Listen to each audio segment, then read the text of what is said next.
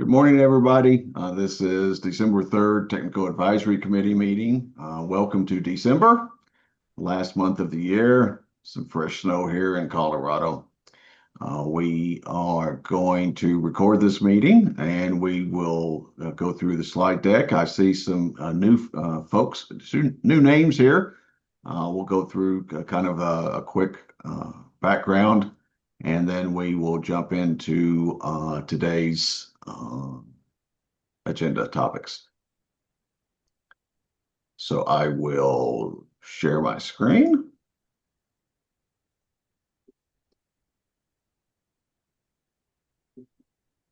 Everybody should be able to see that screen with a very creative Mountain Modular Homes. I'm not sure the source of this photo. We'll have to talk to the folks that found that, but that's a pretty cool background on this slide with respect to the content of this meeting today. So the agenda for the day is, of course, welcome, which we have done. We can check that off. Some ground rules for the public. We'll talk about resources for everybody that needs background information. We'll give you an update on Rulemaking 1. We'll talk about 25-002 provisions and status, kind of a matrix that we're putting together just to keep everybody on track with where we are. And we'll also talk briefly about considering adopting the 2024 ICC code set. So we want to bring that forward. There's not been any decisions made on that, and we've got some time to discuss that today. We'll talk about we sent out a very, very rough chapter 4, 5, and 6 on red line on the administrative rules, which moves some of the third-party agency information into their own chapter. And it takes all that out of chapter 4, which is the manufacturer chapter. And then there's a draft new chapter 6 for general contractors per statute. And then Donnie's going to lead us through some discussion on some regional design criteria, the minimums for risk category, seismic and exposure. And then we'll get a short update from SHMSCODA on where they are with their surveying of the different local governments on their design criteria and how that's going. And then we will wrap up for the day. So ground rules for the public. We do appreciate your participation in this statutory process. We recommend typing your questions into the chat or virtually raising your hand if you would like to speak. We will give priority to the TAC members in order to get through our agenda today, but we do value your input in the meeting. Although I may cut off discussion and move to another topic or recognize TAC members first in the discussion of anything specific. So we're not trying to be rude in any way, shape, or form, but we do have a lot of work to get done in front of us, and we need to get input from the TAC. If you want to, but we do appreciate, like I said, appreciate your input, and we'll find time for you to speak if we can. If you think of things later after you've the meeting, and this goes for TAC members and for the public, please send me any comments to my email address, sam.albrecht@state.co.us. So some resources. This slide deck will be linked into the meeting recording on the Technical Advisory Committee website. You can go back and look at previous meetings there and see the slide deck. The resource page hasn't really changed, so you can click on any of that. The bill itself is the basis for our rulemaking. Rulemaking implements the statute as given to us by the Colorado legislature. And so Senate Bill 25-002 is the one that we're focusing on. In context, you can see all of our statute requirements on the Colorado LexisNexis page. And the statute references are 24, 32, 3301 to 3329. And that covers and the ones that are published now include the changes from Senate Bill 25-002, But if you want to see 25-002 specific changes, you can jump up to that one and take a look there. The administrative rules is on our Building Codes and Standards website. Hot links to both there. The administrative rules will actually is what we're looking at changing. It's 8 CCR 1302-14 as assigned. That number is assigned by the Secretary of State. So this will be a revision to that will go through the rulemaking process as defined by the Colorado Administrative Procedures Act. Building codes, like I said, then there's two other links here, Building Codes and Standards website, and then also the Technical Advisory Committee website, where all of these past meetings live, and references, all these hot links live also to these other sources. Rulemaking 1. We had a technical/administrative glitch submitting to the Secretary of State.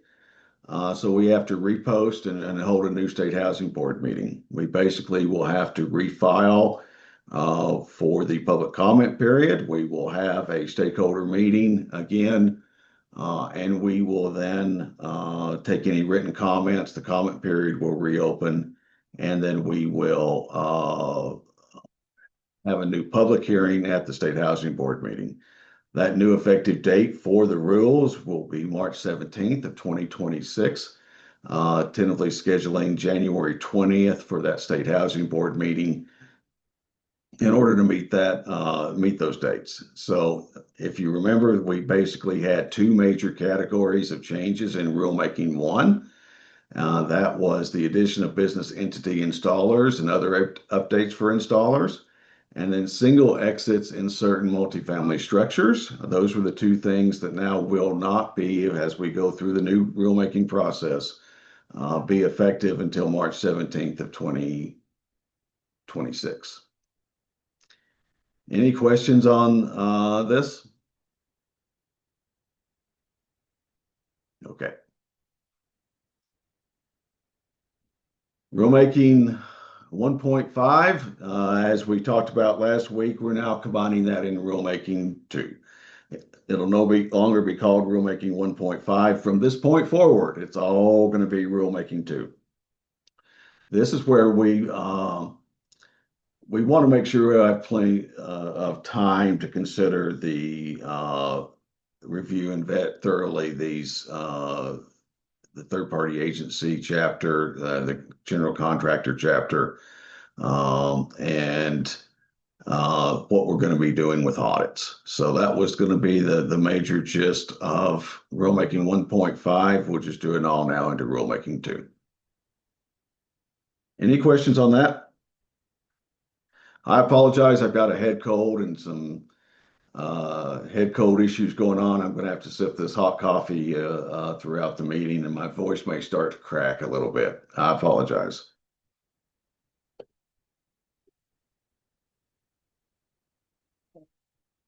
Okay, so now we jump into the meat. Donnie, I'm going to let you help me with this one a little bit. One of the things that we had talked about, and Tim, you had sent in some comments yesterday, I think, and I want to make sure we talk about those today too with respect to this.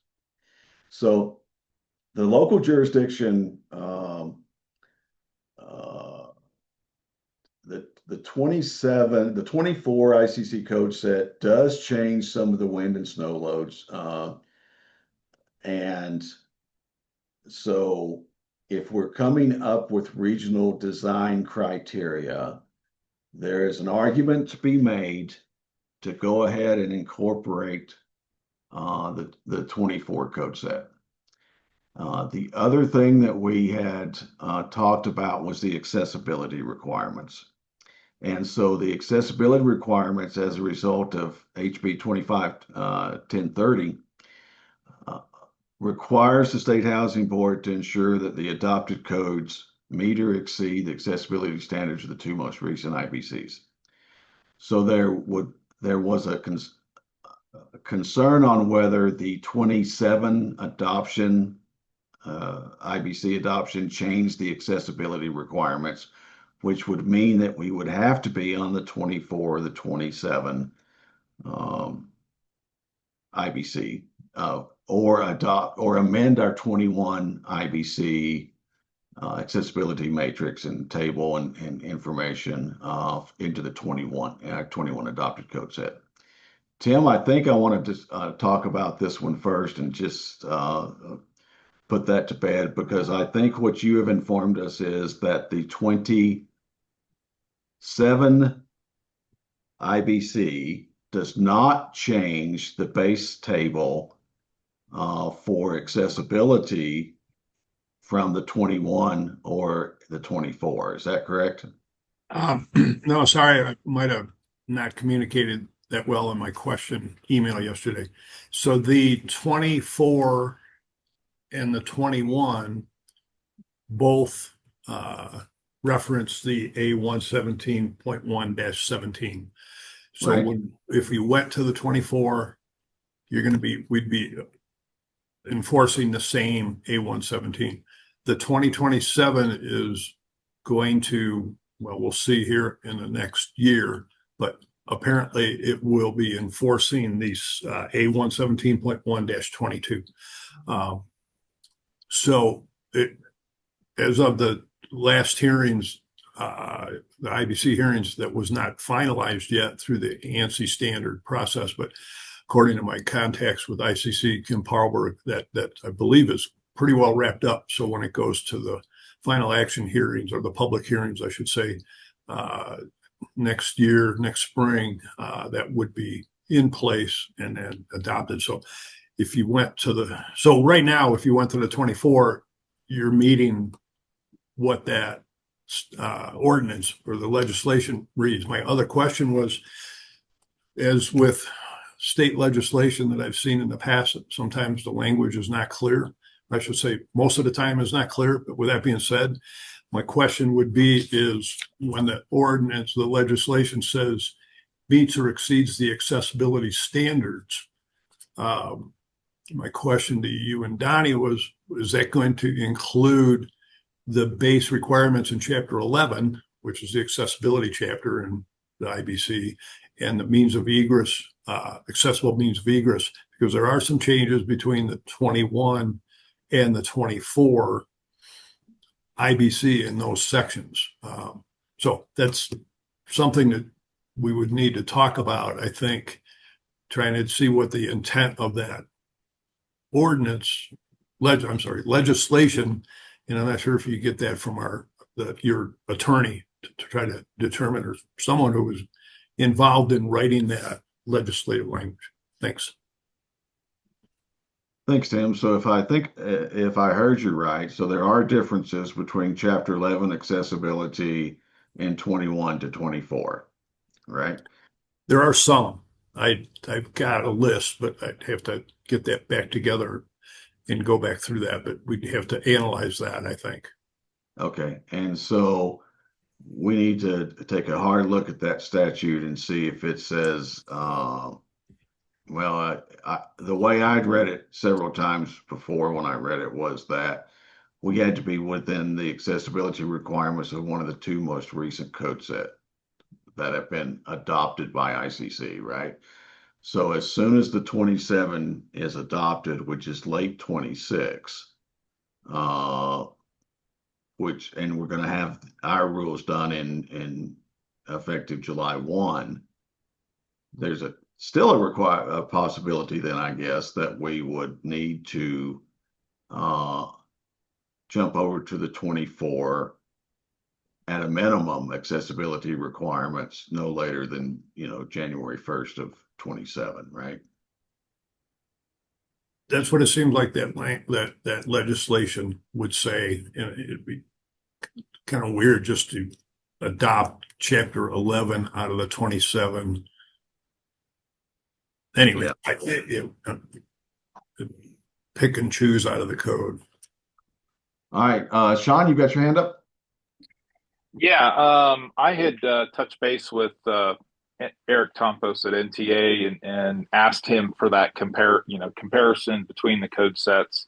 I don't have any specifics, but he initially he's doing a comparison for us, but initially he was mentioning there are some fairly costly energy upgrades required under the 2024 code set. Just wanted to throw that out there.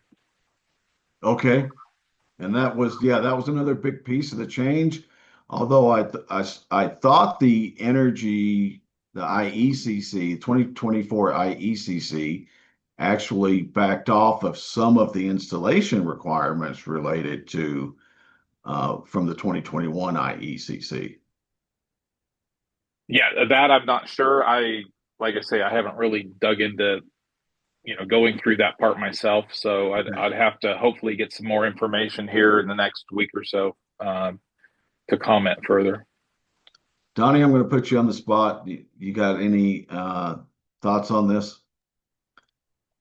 Yeah, so I guess I'm kind of aligned with what Tim is saying. It'd be kind of um, odd, I guess, just to adopt sections from the newer versions of the code without considering other sections of the code that might align with that. So based on his background on the 24, that for the most part the chapter 11 is the same, but there's going to be things that have changed in other chapters that align with accessibility that aren't possibly specifically mentioned in chapter 11 that we would have to consider. So if we only adopted chapter 11 and then didn't consider anything else, there's going to be some misalignment there. And so to me, it just really makes the most sense, at least from the accessibility standpoint, to adopt the book instead of just a chapter or amending a chapter to be put in the 2021 version. Kind of like what we did with the tiny home provisions when the HB 22-1242 came out. We adopted the appendix out of the 21 and then deleted the appendix in the 18 and then just adopted that section and made amendments to that. So, but I think even to that point, I think there was possibly a little bit of a misalignment there with what was currently enforced in the 18 versus the 21 for certain provisions. Yeah, I think from my point of view, just adopting the 24 IBC across the board might be a little bit better, but that's taking into consider other factors, not just the accessibility. So, Right. yeah. Tim and then Andre. Yeah, thanks. And just to tag on to that, I would highly recommend, if that's the path, considering just the IBC, is you include the whole package. Because not only do different sections in the IBC align with the accessibility requirements, but other of the codes, IPC, IFGC, it's a package, and they all not always talk to each other, but there's a lot of references back and forth when we see changes, especially when you get into the 24 IRC that's got the mechanical plumbing and provisions, fuel gas code provisions in the back of the book to be a standalone book. A lot of those changes that happen are heard, say, maybe by the IPC committee or whatever, but they align with and get changed in the IRC. So I think it's all or one. All or none, I should say. Thanks. All right, and that probably aligns with the new design criteria that's being driven by the 2024 code set change as far as wind load, snow load calcs and those type of things. Andre? Thank you, Sam. Yeah, I was going to bring up the same point that Tim did about correlation being an important concept there between those codes, but I kind of wanted to highlight just so I can make sure that if there's some research or some follow-up that's of interest to the group, that we have the right kind of content. So, on the accessibility side, I know the stuff in the 27 has typically been power chairs related, right? Wheelchair turning radiuses, things like that. Adult changing stations has been another one that's been a recent incorporation. Are there other items specifically in that accessibility space that people are maybe wondering about for comparison? I guess that was kind of my first question, just so I could make sure that I'm tracking some of the issues. So I'm sorry, there was a question there, Andre? Yeah. I just want to make sure I'm kind of covering the, the accessibility differences between these codes and understanding maybe what's of concern. So that way we might be able to highlight some of those things or those differences. Well, I can tell you from our perspective is that we have not been on the 21 code set that long, Right. right? And so we would not be looking at 27 for a while. And in fact, if we jump to the 24 code set now, we do not have to update any of our energy codes until 2030. Mm. So we could, and we would be in alignment. So I guess that's the other things, and the we're going to need to hear from the manufacturers for sure on.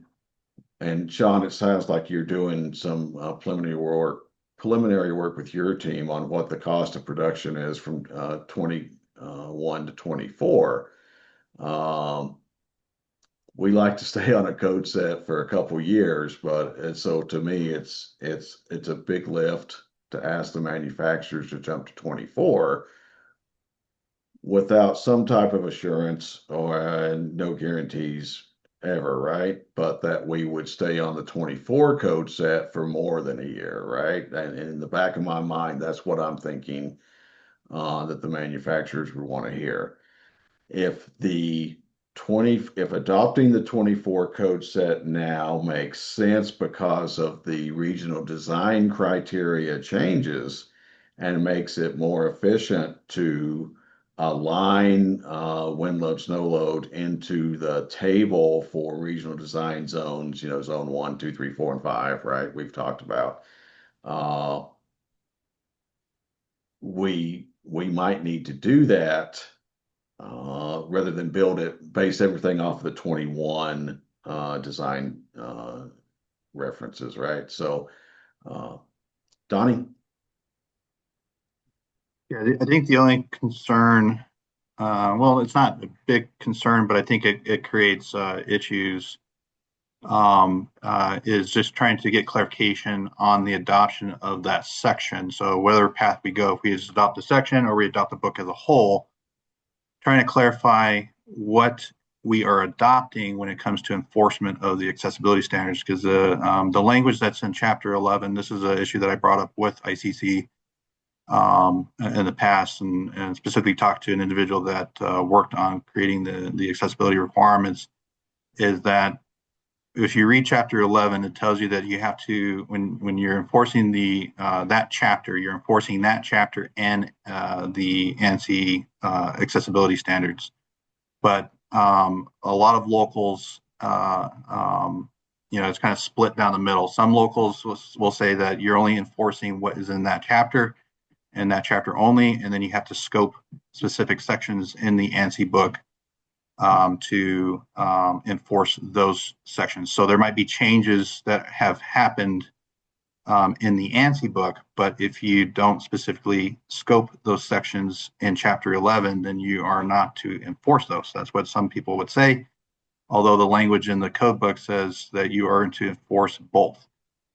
So if we adopt a specific, or if we adopt just Chapter 11 alone, I'm wondering if we need to specify what sections of the ANSI we need to adopt as well, or is the assumption that we're adopting ANSI as a whole? Because the only time that you'll ever see scoping in Chapter 11 specifically mentioned is going to be in the commentary. It'll tell you that sections must be scoped out of the ANSI to be enforced. But it's only in the commentary. But when you read the language in the top paragraph of Chapter 11, it says the general assumption is everything's accessible unless specifically exempt in this chapter. It's also in I think the commentary as well. When you read the commentary, it says that as well. But it gets a little complicated and confusing when you read the commentary on those sections of enforcement. In Chapter 11, it says you must scope things. So there's something that I'm a little concerned about if we just need to specifically say, hey, these are the sections that we're scoping, or are we assuming that all of the ANSI book is enforceable? So that's the only thing that I would like to get some clarification on maybe some official interpretation of that from ICC or something to help us out with that. That's my only thing on that, accessibility at least. Okay, and Donnie, I know you've brought that up before, so it sounds like, go ahead, Tim. Yeah, thanks. I did get that clarification from Kim Parlberg with ICC because I had a question on a couple of items on EV parking, but I will find that email, her answer, and send that to you, Donnie, and Sam. And I think that'll help out, but it says, it explains a little better the how the scoping works, and there's some language. I don't have that handy right now, but I'll get that to you. That'd be great, Tim. Thank you. And that'll help a lot. Yeah, thank you. All right, so we wanted to float the idea at this TAC meeting and then bring it back on the 17th of December to try to find a path forward on whether we're going to adopt the 2024 code set or stay on the 21 code set and see if we need to make any changes to the 21. Andre, I'm going to put you on the spot. Can you talk to us a little bit about the change in the regional design criteria impacts to local jurisdictions from 21 to 24? So yeah, I know this has come up previously in a couple of conversations here about the updates to the ASCE 7 and the design criteria discussion there. Is that what you're referring to, Sam? Yeah, exactly. Okay. And from my perspective, Andre, and Mhm. for the group is, Mhm. the 24 changes. So if a local jurisdiction adopts the 24 code set, then they may also be changing their regional design criteria by doing that. Is that correct? Yeah, there are updates to that as Donnie's explored, right, that have some significant changes to sort of the outlay of what a particular region's design criteria is.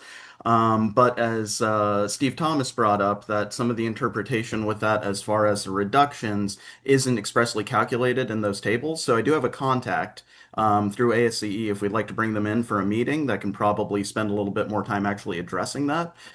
We can certainly set that up if that's something that the TAC would like in order to be able to kind of get some depth on this issue. Thank you. So Hmm. as we look at our draft solution going forward, right? We're talking about snow loads zones 1 through 5, right? 1, 2, 3, Hmm. one starting out at the lowest and 5 going to the 4 going to the highest known or reasonable, what we consider reasonable, and then region 5 or zone 5 being the extreme or site specific if it's outside of that norm. What I'm wondering is how much of a change there is going to be if we went to the 20, if we diced up what Hmm. we know today based on the 21 design criteria, does the 24 design criteria change where we draw the lines any place in between? At the end of the day, everything in our table will have a home, right? Hmm. Every local jurisdiction will have a home within our snow load, wind load, et cetera, right? But does it make sense from a manufacturing perspective where we draw those lines? And I'll talk a little bit about that. We're going to send a survey out to some of the manufacturers to really get an idea.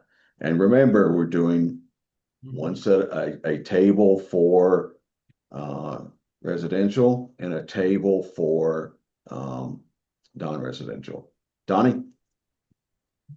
Yeah, I was going to say that I have, I guess, some hypothetical data. All the data that I've collected so far has been based on the SEAC ordinance, right? And so I think the survey that went out to all the local jurisdictions will give us a little more defined information by jurisdiction. But the assumption is if locals use that SEAC document to create their regional snow loads, or their jurisdictional snow loads, that the data should be somewhat consistent with the information that we'll gather through that survey. But based on the changes, and I was going to get into that on the the portion where we talk about the 24 switching to the 24 is that a lot of the changes are going to really happen to the commercial side of things. And so at least if we stuck with the 21 building codes and we use ASC 16, 7-16, for the most part, you're using that same snow load requirement, right? You still do your reductions based on the slope of the roof and stuff like that. But when you switch to the 24 building codes, there's still a reduction there for the commercial side when you're doing those calculations using the ultimate snow load. But there's also a reduction on the residential side, but it gives you the minimum on the ASC 22 for residential, and it's like a 0.7 of the ultimate snow load. So it already gives you a reduction there without any additional calculations. It just says like, hey, this is the ultimate, this is the ASD for residential structures. And then so you would use those snow loads. I think the only thing that I would need some clarification on is when it gives you the ASD snow loads, are you allowed to reduce that doing a roof load calculation depending on the slope of the roof, or is that going to be the minimum across the board? So that's one thing that I think Andre can help us with the other individual that he knows to get that clarified. But when you look at the data, there is upwards of, I think, like a negative 10% reduction in snow loads on the ultimate side of things, the ultimate snow loads, but 10% of 100 pounds per square foot is different than 10% of 50 pounds per square foot. So that can vary, although it's a 10% reduction. It just depends on the area and what the actual 10% reduction is going to be for that jurisdiction, because they might have a lower snow load than a different jurisdiction that has a higher snow load. So although it's 10%, it's not going to be exactly the same. It's not going to be equivalent. But there's also a increase of up to 220% for some areas in Colorado. But again, 220% might be different if it's a 50-pound snow load versus a 100-pound snow load. But the one that is 220% now, I think it goes from 75 pounds per square foot up to 225 or something like that pounds per square foot. So where that's going to affect the most is going to be the commercial side, because you're using the ultimate snow load for your calculation. While if you just did the ASD for residential, it's going to be 0.7 of that ultimate value. So there's still going to be a difference there, but it's not going to be as much as the commercial side of things. But I think to Andre's point, I think some clarification from that individual will help us really get a better understanding of the new requirements under the ASC 22 versus the 16 on how to calculate that. So this is just based on my knowledge of what's there now. So hopefully we can get some clarification on some items. Okay, Andre?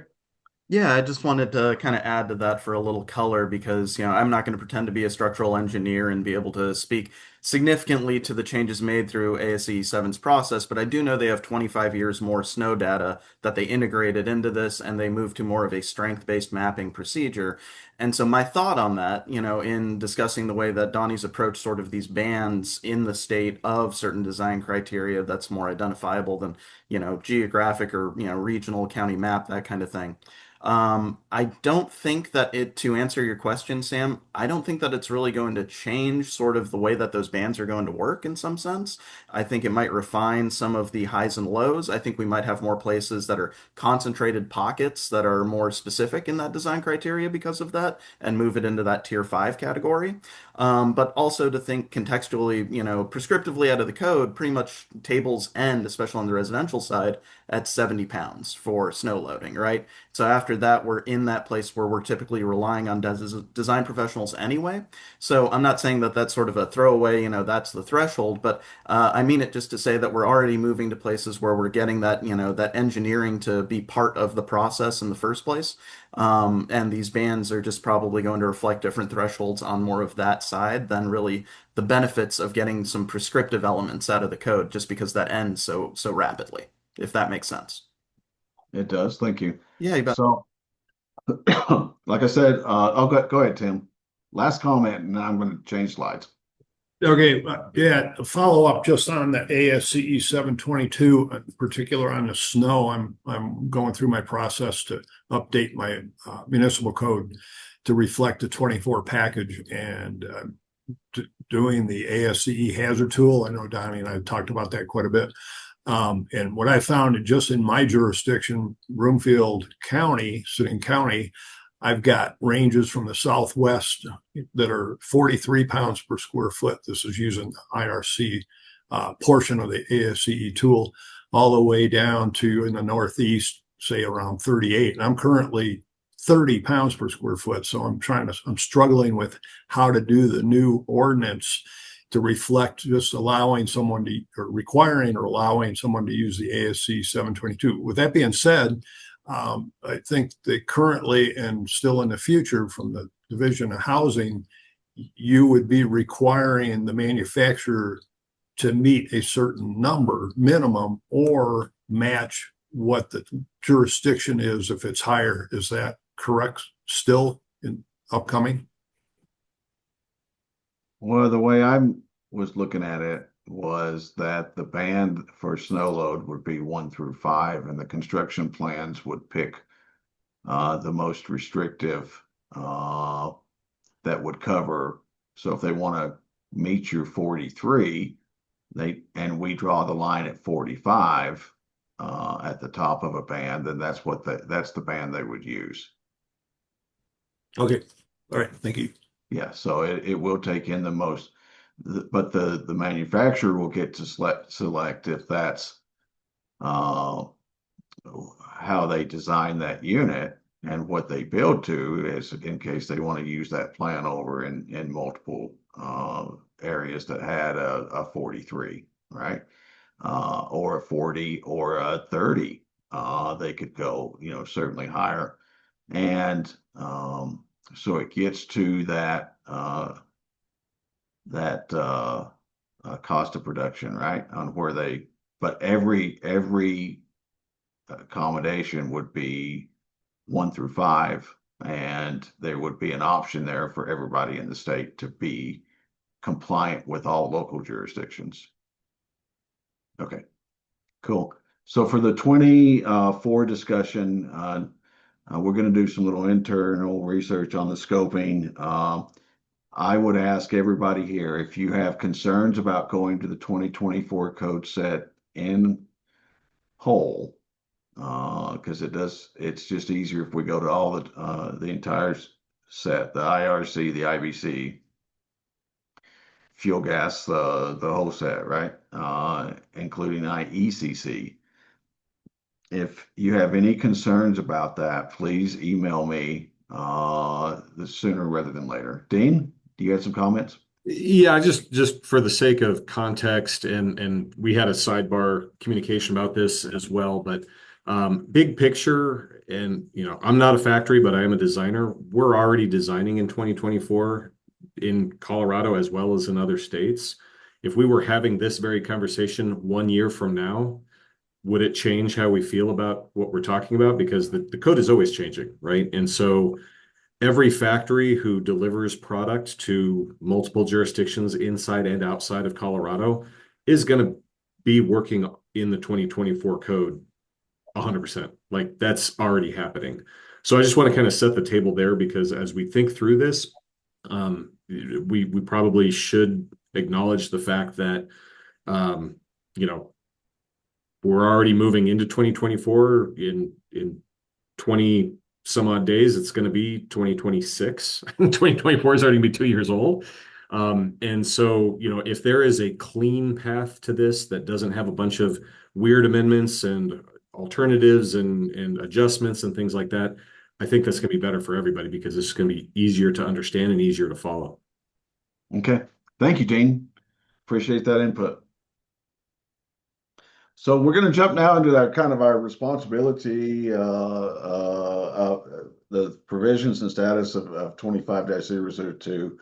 And I'm considering some changes to this that you might see in the next one, but basically with respect to the responsibility matrix, we are working on that. We've got some internal drafts floating around. We've reached out to a couple of TAC members about making that work. I'm not sure if it will make it into the final draft rules or not. It might be an appendix to the final draft rules. That is a topic of discussion that we're not quite ready to have yet with everybody, but something that we do want to consider. General contractor registration and education in the rough draft of the rules that we sent out, and based on our discussions at the last TAC meeting, I've drafted a new general contractor registration and education chapter for the administrative rules.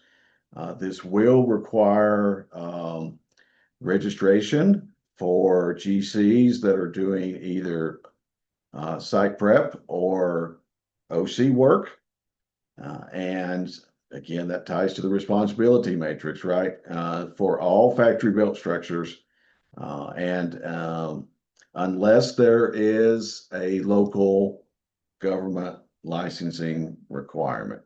So if the town of Elizabeth has a contractor licensing requirement, and there's a modular project going in there, that GC would not have to register with our program to do a modular project there. But if it was in unincorporated Elbert County, then that GC would need to get licensed because Elbert County does not have a builder contractor licensing, right?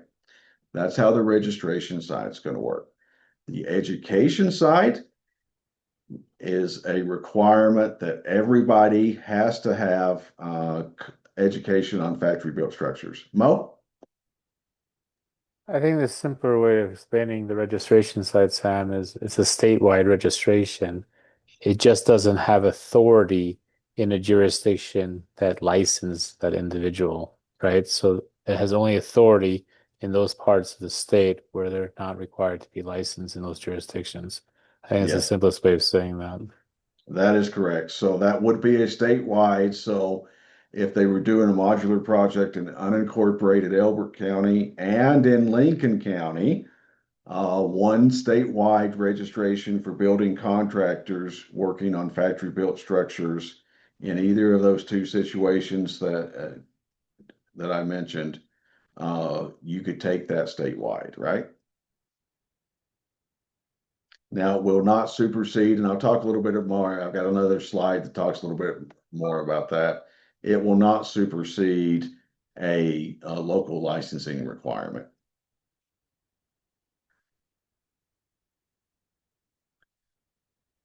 Any thoughts on this, on those two topics? Okay. Third-party agency plan review and approval. Remember, 002 allows the plan reviews to be approved by a third-party agency. And we'll talk in detail in this meeting about what that looks like. It also allows for audit processes, and we're looking at audit processes for sellers, third-party agencies, as well as manufacturers. And we want to we're working on some drafts of that right now. That's another point of debate, and that we want to have with this group is we want to keep the audit. At this point, we're leaning toward leaving the audit details out with how we do the audits and where we draw the lines and the numbers of reviews that we do and things like that. We could certainly make that another appendix, or we could write it into rule, but we'd like to request the TAC give us some flexibility to change those audit processes internally with notification to the TAC maybe, But we will, when we get those processes worked out a little bit more as far as the initial targets for audits, we could certainly share that with the TAC. And then regional design criteria, we've already kind of given an update on that. SCA's out collecting numbers. We'll get a little update from them on how that's going. Any questions on these three topics? Okay. So as I was working on the red line of the rules, what I discovered is that there are a part of my brain wants to look at it just in the specific chapters that are being done, but the bigger part of my brain wants to look at it overall with all the rules, right? So I think it's important that we kind of give an update on where we are with these very specific changes that are coming forward that we're going to be proposing in the final red line draft that we're going to get to you guys by the 17th of December. Chapter 1, no definition changes other than what we're making in rulemaking 1 with regard to business entity installers, right? So that's not going to have any changes. Chapter 2, codes and standards. We've already talked about adding the wildfire resiliency code and MAP adoption and the G5 container adoption. And just to let you guys know, I did not give myself a thumbs up. I don't know how that happens. It just randomly popped up. But those are the two things that we're talking about with respect to the codes and standard changes, although 2024 code set is still on the table, right?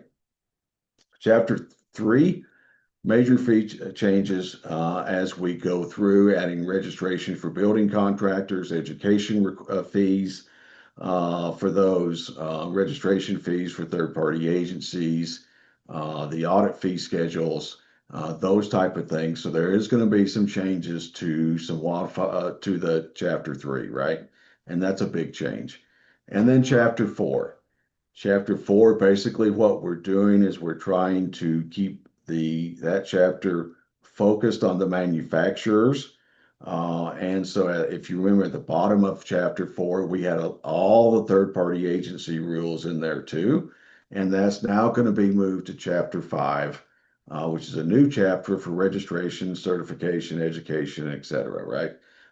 So all that'll be in chapter 5, and we've got a very rough outline or draft that was sent out with this set of tax slides. And then chapter 6 is a building contractor chapter. And so that basically looks at what we've talked about with this responsibility with respect to the registration and education and the responsibilities for those building contractors working on factory built structures in the state of Colorado. Chapter 7, sellers, no changes, except we might add a line or two about audit in there because we want to make it very clear that we have the right to audit them, and we will be looking at X, Y, and Z during the audit of sellers. Chapter 8 is the installers. We've made all those changes we plan to make on rulemaking 1. Unless for consistency, I need to add an audit section in there too for review of their contracts with the homeowner, if they're contracting straight with the homeowner or the responsible parties. There is a requirement in the installation section for a contract for installation, and we want to make sure we have the right to check that. And then chapter 9 is the enforcement. There's no major changes, but there are. I also mentioned in the if there's a failed audit that there may possibly be enforcement actions taken if there's not a cure made. So that's the big picture of where we're going with everything. Donnie? Yeah, sorry, Sam. Is it safe to say that this is just where we're at right now?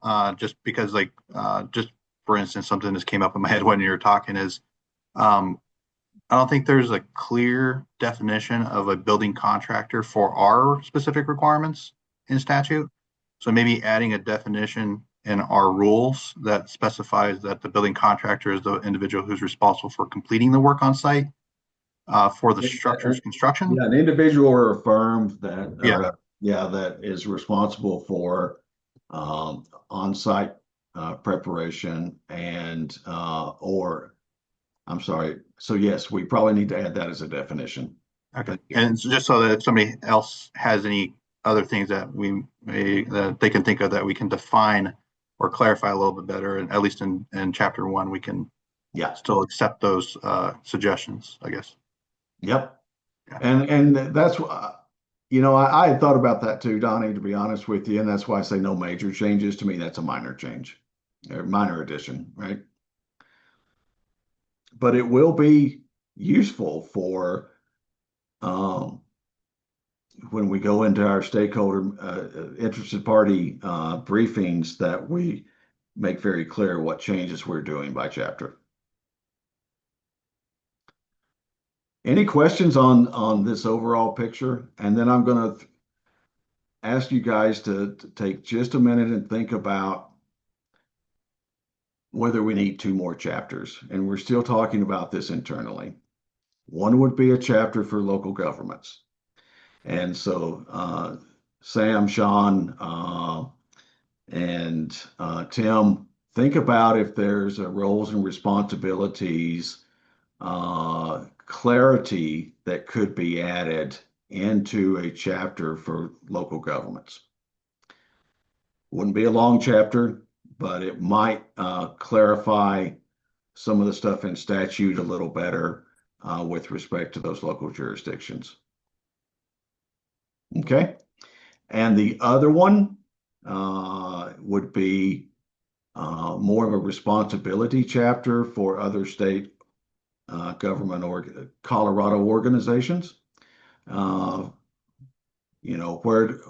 those are the responsibility lines for the Colorado Energy Office, which we route everything through us, fire prevention and control, which would be doing the annual review of or annual testing of sprinkler systems in non-residential or multifamily structures as required by their, and then also we've been working very closely with fire prevention and control or public safety, one of their branches, with regards to drawing the lines for relocatable structures such as school classrooms.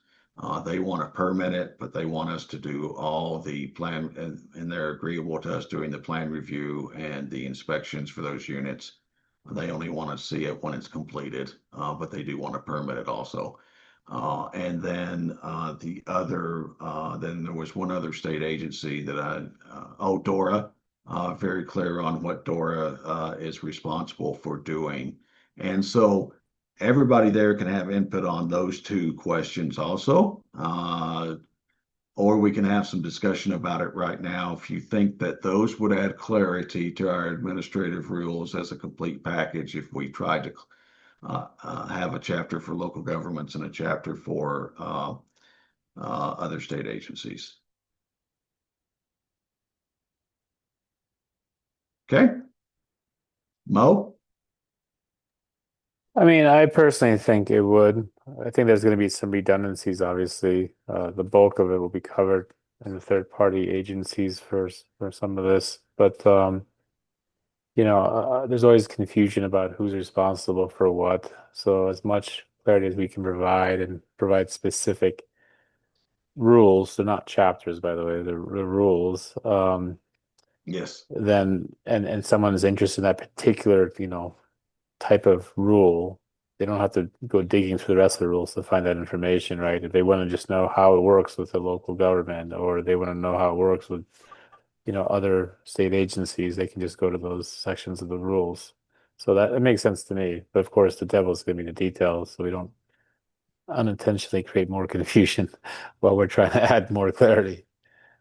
Yep, Mo, and I think you're exactly right. Each chapter is a rule, right? And so then there's sub rules within the chapter. And I think it's very important if we do a chapter for local other state agencies that we very clearly tie it back to, or that we make sure we review our statute so that we are providing further information that is already in statute, which is what every rule does, right? Every rule has a root in statute. We are not trying to make things up as we go along. Some parts of statute give us broader authority, such as the fee structure is pretty loose, whereas in other areas it's very tight, where statute limits the amount we can charge for registration of sellers and installers. So I think if we do go down that road, it's more to clarify responsibilities as they're lined out in statute. That's correct. And it's not to be used as just an educational tool. It has to be something enforceable, right? That's the whole point Yes, of sir. a rule. It's an extension Yes, of sir. statute. If it's something that we need to help educate or clarify outside of that, then it's going to have to be done through some other kind of tool, not through the rules. Correct. Thank you. Anybody else have a thought? All right. Shoot me your comments after the meeting if you'd like to. John, you've got a question or a comment? Not really a question, just a comment. I think we are working on coordinating with Dora and you guys too about inspections, of course, and seeing how we're going to accomplish that because there is confusion there. So I think I have some suggestions we'll go over on our one-on-ones next Tuesday that we can talk about as well. So just let you know we are in the consideration mode, right? Perfect, John. Yep, and that's kind of what triggered my thought. Okay. So let's talk about the major changes for manufacturers in the rules. One is the deletion of a 3-year registration. The 3-year registration was installed to allow approved plans. Let me back up. The rule stated that the plans expired with the company's registration. And so we went to a 3-year registration to allow the manufacturers to keep an approved plan set up to 3 years, right? Because we're no longer approving all the plans, what we would like to do is change and go back to an annual registration. The 3-year registration was a little bit of an administrative hassle. Nothing we couldn't handle, and we didn't have any problems with it. But now we think that the plans will remain approved until we have a code or standard change, right? That drives a change to them. So there still be and our audit and scanning process on the plans that are filed with specific locations will continue to catch those changes. But the and the audit process, I think, is going to be extremely useful on this. So the first two things kind of go together. Plans are improved until a code or a standard change. Donnie? Yeah, sorry, I forgot to add it to the slide, but I think one of the other suggestions was not just the plan reviews, but also the QA manuals, because those go through a review process as well. If there's no changes to the QA manual and the staffing, then there's really no need to resubmit that every time you renew your registration.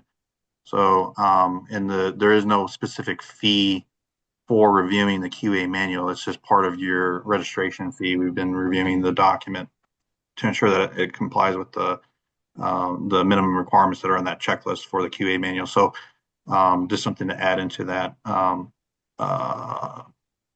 I guess it's more of a process than a rule. So making sure that we add that to this if we can. Yeah, and yeah, we didn't get that slide changed, but Donnie and I had to talk about that, and that makes perfect sense to us, right? Is that if the QA manual is not changing, why are we going through the effort to reapprove? What process-wise, what we would do, and then that will make the audit easier if we audit the QA manual for a manufacturer, is that the manufacturer attests that there's been no changes to the QA manual, to put that responsibility back on the manufacturer. And if because they're already supposed to notify us of any changes. And then if it's oh no, I've changed my QA manager, I need to let the division know, and we catch it at the annual registration, then that's a better process to me than just find it in the middle of an audit. So we'll work on an attestation sheet that is added to the manufacturer registration process. The plans must use the regional design criteria zones on the and that so they will be able to use that will be requirement with the plan submittals to your third-party agencies, and the plans that are submitted to be on file with the division for every single building and location, right? Which is that next bullet. An approved plan must be submitted for each asset, and they will be required to have the regional design zones on there. And remember, site specific, going back to one of the very first conversations we had with Dean, where building to a zone might be cumbersome, some large multifamilies with very unique requirements. And so that option is still there. I don't want to call it an everything else bucket, but those the higher zones might be used for that, right? And approved plan, and so then the only other change in that manufacturer's check section also is that the audit section is kind of lined out there, and that we moved all the third-party agency stuff out of that chapter into its own chapter. Does anybody want to go through any of these bullets? Did anybody have any questions that came up from the PDF that was sent as an accompanying document on what that draft language looks like? Or would you prefer to wait to see how it all lines up together in a brand new set of draft red lines on 12/17? I'm making big promises on 12/17, but that is the date that I think you'll have you'll have that the Friday before 12/17 as we send out the new slide deck.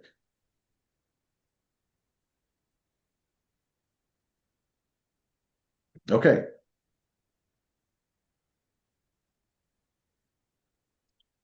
Chapter 5, third-party agencies. Registration requirements. Third-party agencies will be able to do 3 different types of services, right? In-plant, construction, inspections. 1 registration per factory location. Plan reviews, 1 registration per plan review team. It may be location specific, it may be geographically specific, but because we are requiring detailed information on the plan reviewers and the third-party agencies, and we always have, we want to make sure that we're capturing the right information on everybody to make sure that they qualify for plan reviews. And then on-site inspections, OC inspections, 1 registration per inspection team. And so those are the 3 categories we were thinking about for third-party agencies. And then we would have a certified third-party agency based on experience and clean audits. And that's how we would differentiate the certified third-party agency versus a registered third-party agency. And then, of course, audits too. We would be looking at the plans in detail to make sure they're compliant with the current Chapter 2 code set. And we did try to wrap up some of those MBI 1205 standards, ICC/MBI 1205 standards that we have discussed at a couple meetings back. Donnie? Yeah, just wanted to comment on the registration requirements. When we were discussing the TPA qualifications, one thing that recently found out for like ANAB, I think is the certification, the accreditation agency that certifies third parties for different inspection types or different types of services that they provide that accredit them as a third party agency, is that sometimes the third party agency might have different locations that they're operating out of, that certification doesn't necessarily cover them as a umbrella, like an umbrella coverage. It might require them to individually get accreditation for each location, depending on how those different locations operate. So that's just one thing we need to make sure that we clarify, that when the registration is occurring, that multiple registrations may be required per third-party agency office locations, because it might not, the accreditation might not cover all offices. It might just cover maybe one office, while another office operates a whole different team. Although they're under that business umbrella, they're not under the same accreditation. So just something that we need to consider when we're doing the registration. Yeah, and so Donnie, as we work through that, the registration information for third-party agencies, I did my best to take a stab at how that would, the language should look at. But if there's updates you think or changes need to be made based on the other information you provided, then shoot it to me. We'll get it all wrapped up.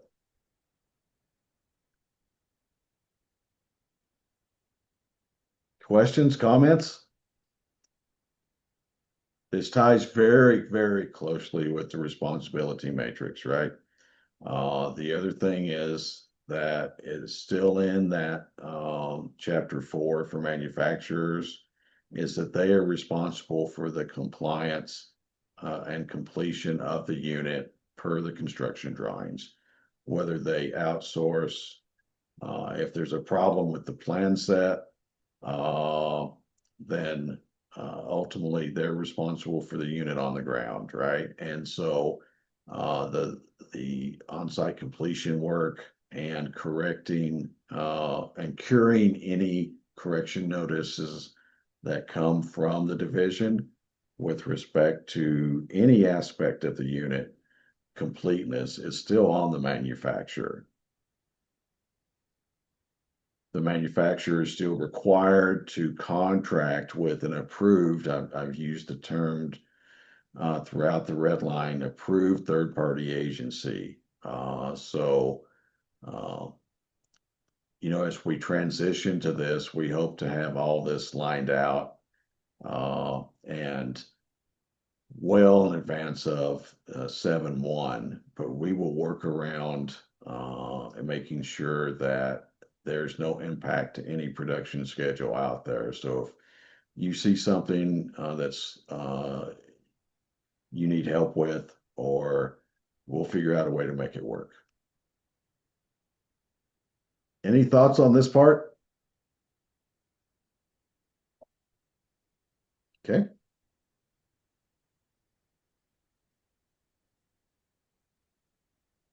Chapter 6, building contractors. Again, the scope, this chapter will cover the scope, on-site prep work, or on-site construction. Registrations, if not required by the local jurisdiction. Division registration is statewide, but does not supersede local jurisdiction registration. We will not double dip on registration. So if you're building a project in Vail that has contractor licensing, we're not going to require you to do the state registration for that. But you can take the state certification over to any part of the state that you want to. Once you're certified once with the state as a GC, then as a building contractor, you're good, right? Certification, again, based on the number of projects completed and clean audits, and then the education, it will be required of all contractors, regardless of where they're licensed. And that responsibility is going to lie with the contracting agency. If the manufacturers are contracting with an installation company or site prep company or the local jurisdiction or and especially for the OC work, sometimes it may be the seller, it may be the installer, it could be a number of entities. Again, if an installer is also doing the site prep work, then they're also going to have to be a licensed building contractor with the state and take that education also. Where it gets interesting is where there's no, the GCs, it's going to have to be made very clear. And we have the channels for that already. So let's just say that a GC is hired by a developer. How do we, and our statute have no responsibility on the developers, but it does have the the building contractors are going to be responsible for doing that. We will explain that in the pre-meeting requirement that is already on the manufacturers to set up a pre-meeting with the local government, the developer, the GCs, and the installation company and us to all talk about what that project plan looks like. We've had very little compliance with that one particular rule that we put in several years ago. We're going to make sure and that's the opportunity to make sure that everybody knows that any GCs hired for either of these two aspects of the program or of the project have contractor education and are correctly licensed. Donnie? Sorry, no, I don't know how that happened. I didn't raise my my hand. It rose itself. Okay, so we have ghosts in our system today, apparently, that are giving us thumbs up and raising our own hands. So we'll try to sort out those little demons. Any questions on contractor? Did anybody have a chance? Thanks, Michelle. That's lovely. Any comments or concerns on that? All right. Donnie, this is where I'm gonna drive the slide deck for you, but I want you to talk through these proposed design criteria minimums as we go forward, please. Okay. All right. So I'll try to get through these real quick because I know we are short on time here. But so the idea of putting into the tables a minimum requirement helps eliminate the different variations that can happen when you're creating these types of structures. And our current rule, the table 2.1, I forget what it is, 2.1 something in our administrative rules has these same minimums there. I'm not sure where the minimums came from, but just based off the context of it, these are probably the most common categories and exposures in the state of Colorado, and that's where these values came from. But if you look at it just from, I guess, a design standpoint, a majority of the construction is probably going to occur in these situations. If you have some different opinion on that, I think it'd be great to hear back from you. What I'm trying to avoid is trying to create more tables or more data that needs to be found just to account for every single category, risk category, every type of exposure. It makes things more complicated. The zones or the regions are going to change based on the categories. But if we just say, hey, if you want to build a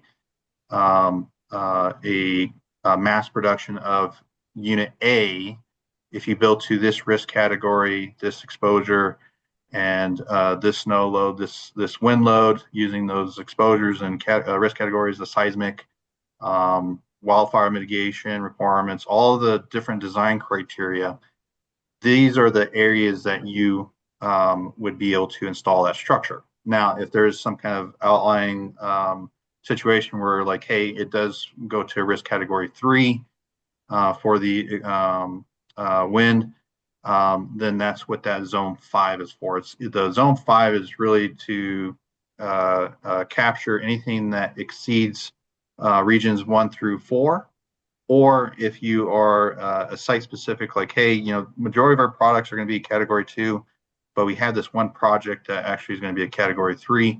Well, then you would fit within that zone 5 or the region 5 area, which would be a site specific product. So you wouldn't, I guess from a production standpoint, I can submit one model that you can place in zones 1 through 4, as long as it meets those zone 1 through 4 design criteria. But then you have a customer that comes to you and says, like, hey, I'm in this location, and you're looking at the area, and they're a risk category 3.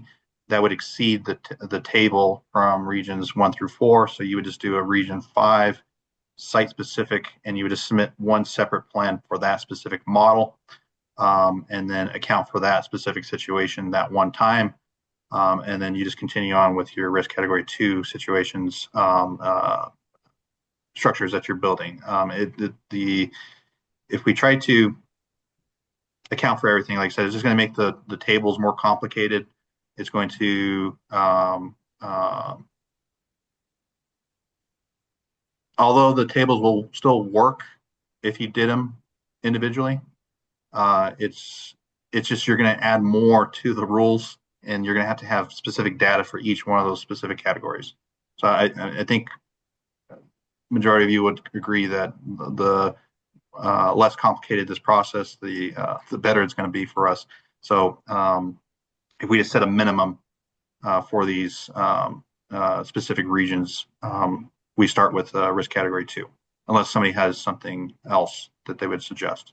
And I think I've seen a hand come up, unless that was another ghost hand. Tim? Thank you.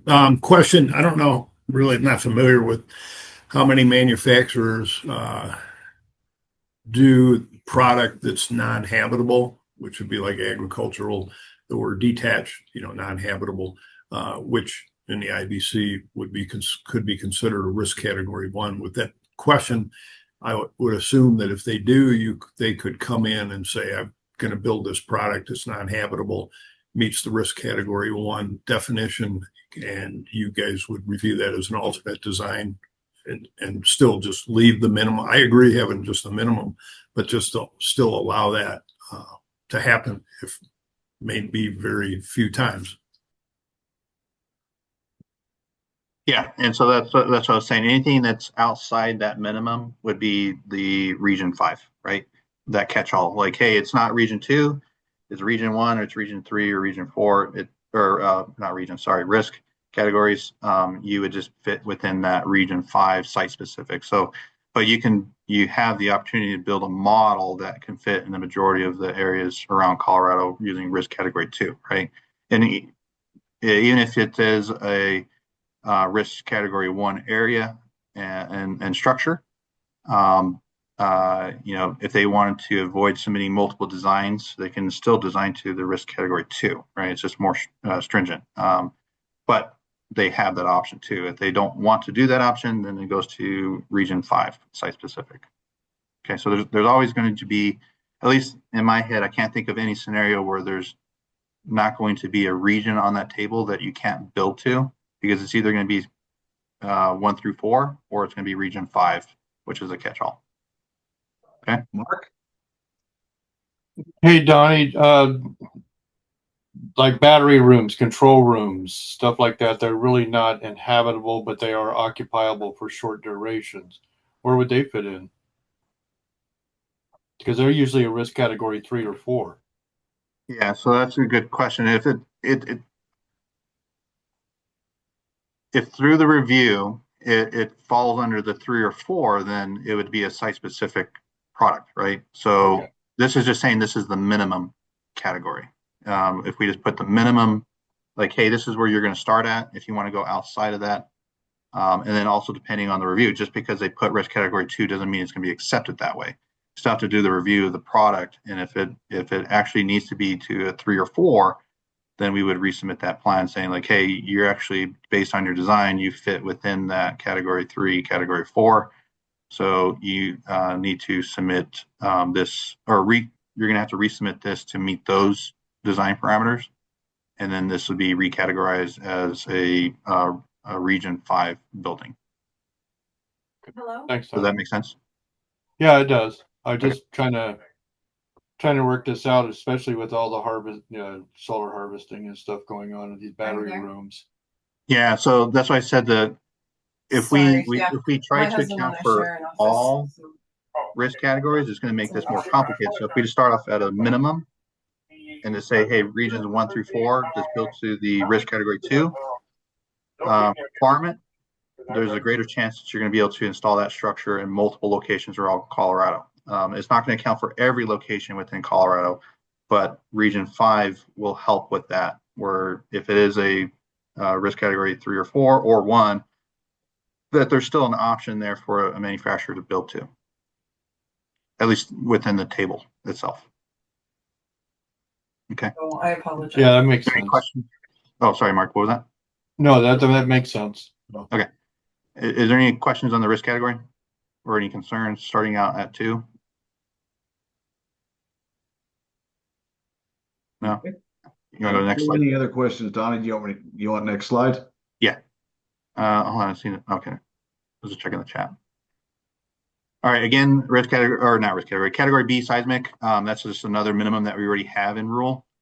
Again, my assumption is that the majority of Colorado is going to be category B seismic.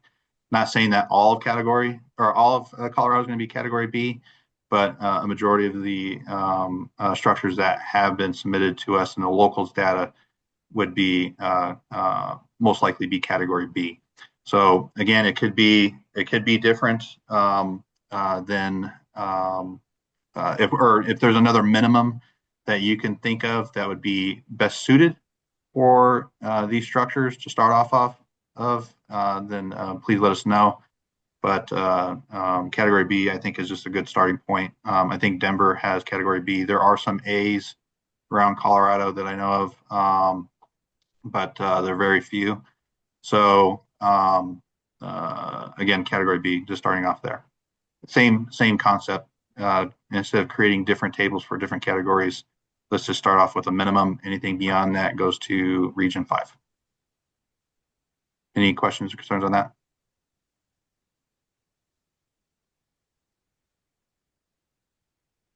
No? I've seen you, Donnie. Next slide. All right. Exposure, again, same thing. Exposure C, most common is my understanding from the tables that we already have in rule. So if we just start off with category C, I think there might be a little more, I guess, on the commercial side of things. It's going to be a little more specific to where the structure is going to be at, and that can change. But if the majority of the construction in Colorado is going to be exposure C or category C exposure rating, then that's a good starting point as well. Again, if there's any concern about that, let us know. I'd like to set up a reservation. For when? December 19th at 6 o'clock. And then so the putting that as a minimum would be a good starting point, in my opinion. I'd see Tim, you have your hand up. Thank you. So are you referring to for the wind exposure C? Yes. Yeah. And I'd argue that the majority, at least in urban areas, would be meeting the exposure B and not C. So with the definitions of C, you pretty well have to have open area on 2 quadrants. I forget exactly how that works. When you build out a new subdivision, the lots along the perimeter would typically be the exposure C. And then as you start working inwards, once you get some houses up, then you kick over to B. There's a pretty big difference. We don't have any engineers on today, but in what I've seen is there's a pretty good difference between the wind design between a B and a C. Now, with that being said, almost all our master plans from the builders, their truss designs, they just automatically do everything with C because they don't know where those are going. But I do see engineers on some of the production builders going with the B, and then we'll take a look at the site plan. So that's just my thought based on my experience here between Louisville and Broomfield. Yeah, thanks for that, Tim. And the other thing too is, at least the way that I've been looking at this table is that the goal here is to try to create regions where you can build more than one building, right? You're trying to build multiple buildings off of one plan set. And then how do we achieve that? So the categories that are in this, that I'm suggesting here for the minimums, they might exceed some local jurisdictions, right? But you know that exposure, that risk category, and the seismic is going to exceed those requirements of that local. So you know that it's fine for the locals. So you know you can build for those locals, but then you also know that you can build for locals that that have the same minimums. So if somebody wanted to do a category B, just for the structural component of it, and then submit a category C, that's fine too. But if they already designed to the category C, then do they necessarily need to submit another category, right? If it's more stringent. So that's what I'm trying to look at least for the table itself. Again, to minimize the variations in design, to try to put this table together in a way that if you design to these minimum requirements, that there's a higher chance of being able to install in these jurisdictions because it's either going to exceed their requirements or it's going to meet their requirements. Anything that doesn't meet or exceed their requirements, then you go to the Region 5, that catch-all, right? The one it's going to be site-specific, and you might not have to build a site-specific, or you wouldn't have to submit a site-specific every plan review. You're just submitting one plan that will fit in those different regions. The other thing too, just for clarification, at least the way the table works, is that the Region 5 is anything that exceeds regions 1 through 4, right? And it does have a value there, a maximum. So if you exceed that maximum, it's still a category 5. It's just going to be site specific. So if you designed a structure to meet a Region 5 maximum wind and snow and other design criteria, that should fit in also in the majority of Colorado. It just might not be built for a location like the higher elevations of Boulder County, right, where they have really high snow loads. It still falls under the category or the Region 5. It's just that it's not. It's going to be site specific. It's not going to be.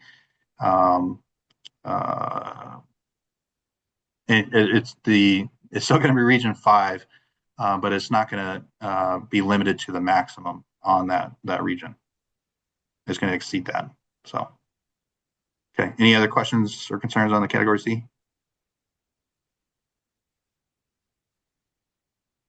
No. I think that's the last one, isn't it? Yeah. Yeah, Donnie, that's the last one. Thank you. If there is anybody that has input and wants to send it in afterwards, please let us know. So the next piece that we want to talk about is the general contractor education requirements, and that's where we're going to need a little input. We're going to send out a survey either today or tomorrow morning by Heather, another 5 or 6 hours there, on what you think that the contractor education should consist of. To us, we're probably looking at a 2 to 4 hours course. We're looking at online delivery. We're looking at a certificate at the end of that. And we are exploring partnerships with other organizations that may have a learning management system in place already that can provide this, or we will take a look at doing something in-house and we have a meeting with our IT department this week, but we will make it work. And so timelines with this, we expect to launch our contractor education on the 1st of July so that we do not slow up any projects, right? Maybe even a little sooner if we are able to get this done, right? So that is what we're looking at as a basis for this. That survey that we're sending is going to everybody here on the TAC and a select list of building contractors that we have contact information for already. If you know people that you would like to review this, please send that to Heather and Donnie and I, and we'll get it out to them also. Quick and dirty survey on what you think is going to be required and most beneficial for our education program for contractors. And so, short intro on what are factory built structures and what this applies to. I'm doing thumbs up again because I've put my thumb up, maybe. I don't know. I've got to track that down. That's just really interesting. The regulatory and code framework, the respect with the statutes and references and regulations, and the overview of a short responsibility matrix where everybody lies in their responsibilities. And then the meat of the education would be on-site prep work. And again, we're looking at all types of factory built structures and then the OC completion for those structures, right? So, and then an open book test and a certificate at the end of it. Now, where we need your input and what this survey is going to specifically ask you is, what do you think they need to know in the on-site prep work and the OC completion work, right? And how it relates to factory built structures. Building departments, think of problems that you've seen. We have a developer TAC member. Think about problems that you've seen. For our manufacturers, think about problems you've seen. And how do we at least accommodate some knowledge transfer to building contractors to hopefully reduce those, right? Any questions on that? We'll share the results on the 17th.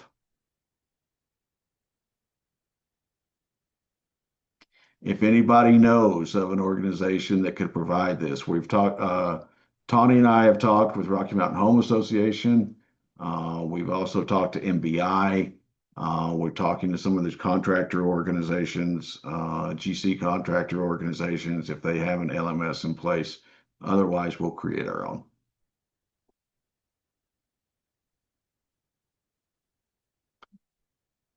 All right. Andre, Stephanie, Cole, you guys want to give us a short update? Absolutely. Yeah, I think. Oh, go ahead. I'll go first, Andre, and then you can jump in after me and fill in with some of the technical stuff. You got it. But an update from the survey side, we went ahead and sent out a manufactured housing design criteria and code survey to 400 plus jurisdictions throughout Colorado. On top of we have a support team who is making phone calls and sending out emails as well. I'd say we've gathered roughly 25% of the data that we're looking for-ish, just between, the last 2 weeks of data gathering we've been doing. We are gaining momentum as we go, and, people are starting to see our emails and get our voicemails. We will be sending out a reminder email with the survey weekly between now and when we, conclude having the data captured. And I do think we have some more support staff that will be jumping in to help make phone calls and send emails for us to ensure we do capture 100% of the data where we can before the end of the survey deadline. Anything you want to add, Andre?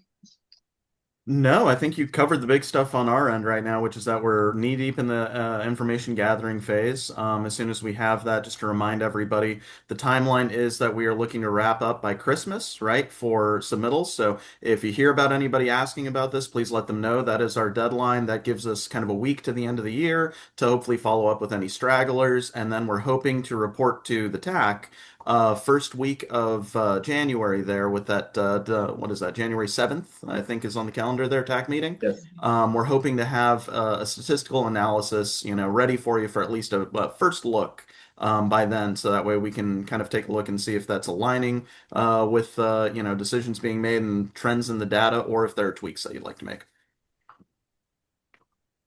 Cool. Any questions for our Shrooms Coda team?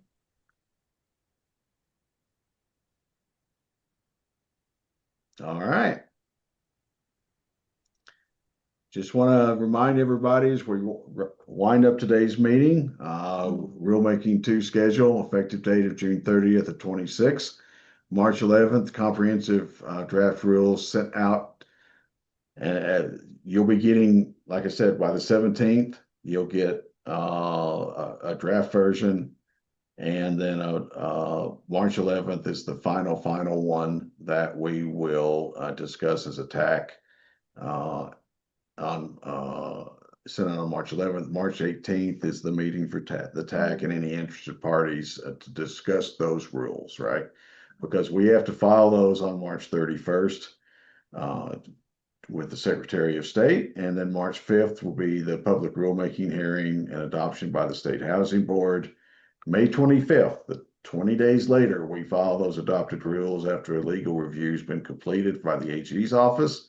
And then June 10th will be the adopted rules published in the Colorado Register. June 30th, they will be the effective date of those.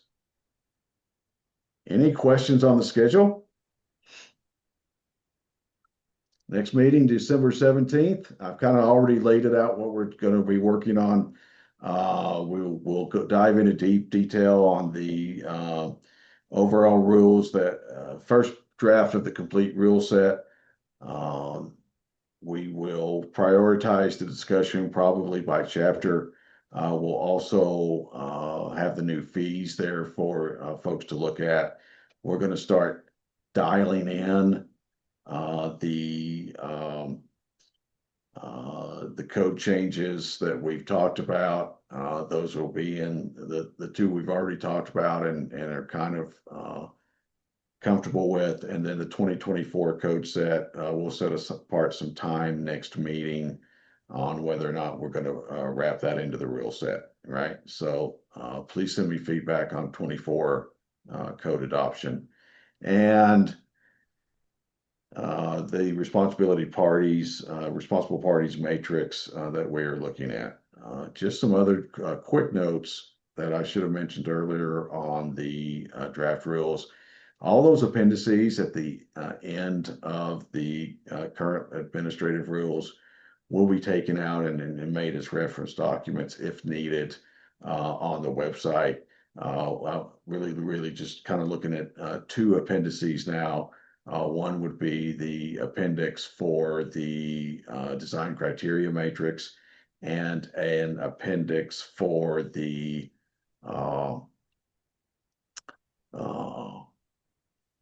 a responsibility matrix, if we can do that. So, and then again, we'll also discuss in detail some of the audit processes and procedures at the next meeting. It's going to be a quick meeting. I'm going to ask everybody to take a look at the documents we send out in advance of the meeting, because we're going to have to walk through those things chapter by chapter. I may go out of order on some chapters just to make sure that we get guidance from the TAC to move forward. And then we will probably see another draft on the next meeting with those changes that we have discussed as of on the 12/17 meeting. Because we're getting close to the end, right? We've got the 17th meeting in December.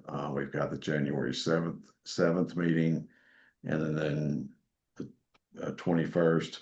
And then we're starting about, I would guess, in late February, having some interested party meetings so that everybody is ready for the public comment period that will happen after the filing on the 31st of March.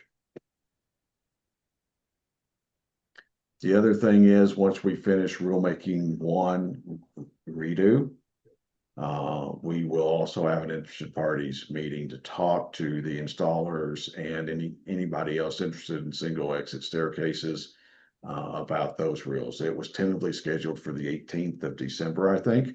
We're going to push that out till after it's formally adopted and published. With that, we're a little early. Happy to discuss any other topics anybody has. And again, we appreciate everything that our TAC members do. And thank you for your volunteer time. And other guests, if you have any questions or would like to discuss anything, Donnie, you're not a guest, but I'll call on you. You got your hand up.